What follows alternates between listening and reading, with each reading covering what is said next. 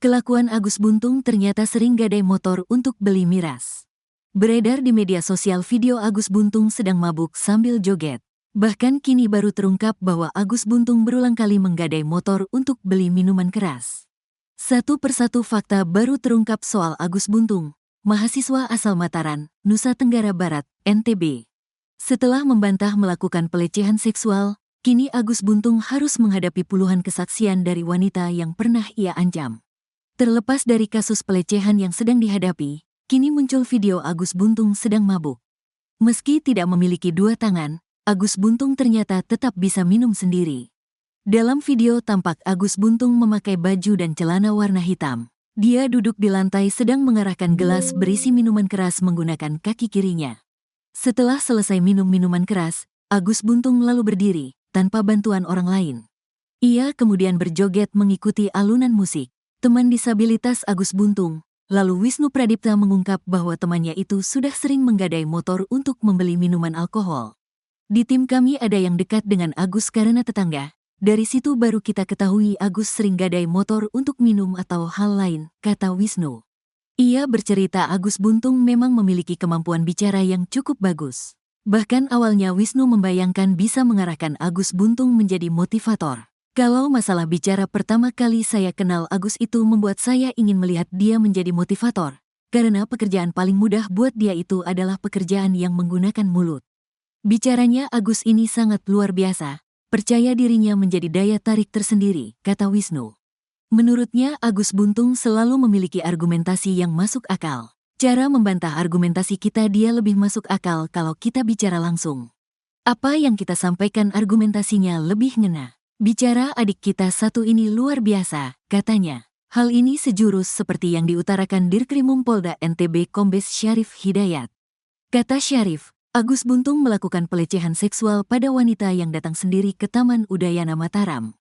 Ia kemudian mendatangi lalu mengajak berbincang. Kadang Agus Buntung juga menjual kesedihan dengan membicarakan tentang kekurangan fisiknya. Setelah berhasil mengorek masa lalu atau rahasia, Agus pun mengancam wanita tersebut. Disitulah pelaku melancarkan aksinya sehingga korban terikat, katanya. Deputi Bidang Perlindungan Hak Perempuan Kemenpa, Ratna Susianawati mengungkap sampai dengan saat ini sudah ada 10 wanita yang mengaku menjadi korban pelecehan Agus Buntung. Hasil klarifikasi menunjukkan 10 korban perempuan dewasa dan 3 anak menjadi sasaran pelaku, katanya. Rayuan manis Agus Buntung pada wanita terekam, usai percaya diajak ke homestay. Bocor rekaman suara Agus Buntung saat merayu wanita. Dalam rekaman suara, terdengar Agus Buntung merayu korban untuk bisa diajak ke kamar homestay. Agus Buntung benar-benar ahli dalam memanipulatif agar bisa melecehkan wanita. Dari rekaman suara, Agus seolah memiliki kemampuan spiritual untuk membimbing wanita. Kakak cantik jangan mau merusak diri, saya percaya kakak bisa. Punya ilmu kan, katanya. Saya tidak suka orang lemah, lap air mata itu. Nanti seperti apa muka kamu, tambah Agus Buntung. Agus mengatakan wanita itu tak akan bisa salat karena terhalang dosa. Kakak bersih, sampai kakak salat pun tidak bisa karena ada ganjalan, kata Agus Buntung. Perjuangan kakak kan hanya hidup sendiri, berjuang sendiri. Benar gak, nekat karena hal sepele. Kakak mau nekat, bisa gak aku minta kakak jangan nekat? Bertobatlah, katanya. Ia bahkan rela mengorbankan nyawanya demi wanita tersebut. Nyawa saya kasih ke kakak. Biar kakak tahu bahwa kakak berarti bagi dunia ini, kata Agus Buntung. Dia mengatakan menyadari bahwa wanita itu belum percaya padanya. Setengah percaya, sedikit percaya, itu pikiranmu sekarang. Karena kamu baru kenal saya bisa baca langsung kok. Bingung kenapa saya ngomong gini, kamu kira saya modus sama cowok lain? Buktinya dia ngerusak kamu, kata Agus Buntung. Seperti pada pembelaannya sebelumnya, Agus Buntung juga berdalih dengan kekurangan fisiknya dia tak akan mungkin melakukan pelecehan. Walaupun kita berdua di kamar, saya tidak bisa apa-apa, saya masih dimandiin sama mama, saya tidak sama dengan cowok-cowok lain karena cowok itu hanya manfaatin kamu, kata Agus Buntung. Agus Buntung lalu kembali menekankan soal sikap wanita itu. Kamu mau berubah atau tidak?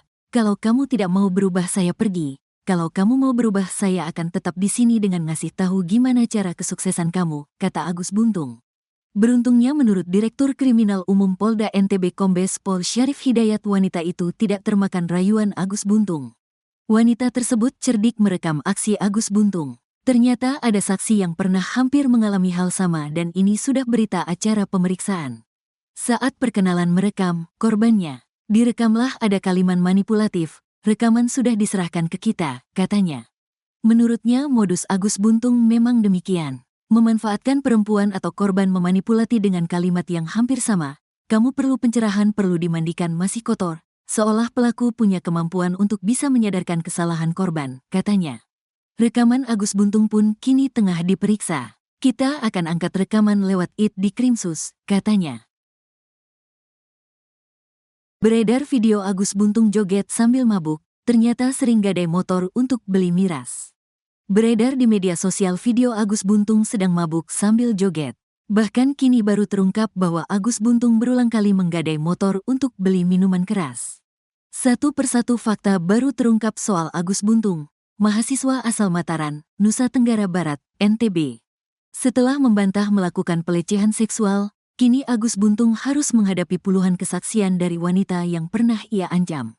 Terlepas dari kasus pelecehan yang sedang dihadapi, kini muncul video Agus Buntung sedang mabuk.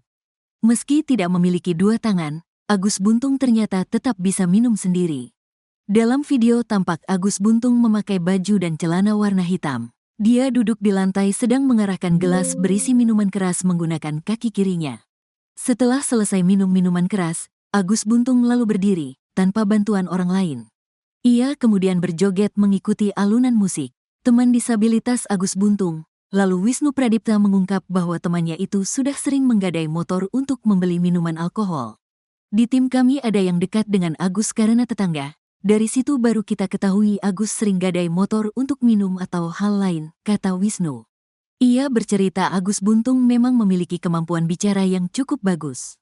Bahkan awalnya Wisnu membayangkan bisa mengarahkan Agus Buntung menjadi motivator.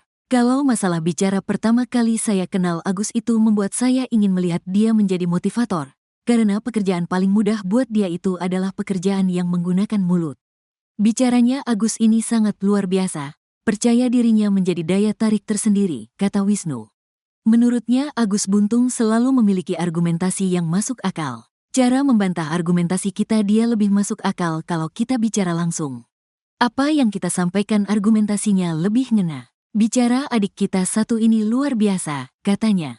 Hal ini sejurus seperti yang diutarakan Dirkrimum Polda NTB Kombes Syarif Hidayat. Kata Syarif, Agus Buntung melakukan pelecehan seksual pada wanita yang datang sendiri ke Taman Udayana Mataram. Ia kemudian mendatangi lalu mengajak berbincang. Kadang Agus Buntung juga menjual kesedihan dengan membicarakan tentang kekurangan fisiknya. Setelah berhasil mengorek masa lalu atau rahasia, Agus pun mengancam wanita tersebut. Disitulah pelaku melancarkan aksinya sehingga korban terikat, katanya. Deputi Bidang Perlindungan Hak Perempuan Kemenpa, Ratna Susyanawati mengungkap sampai dengan saat ini sudah ada 10 wanita yang mengaku menjadi korban pelecehan Agus Buntung. Hasil klarifikasi menunjukkan 10 korban perempuan dewasa dan 3 anak menjadi sasaran pelaku, katanya.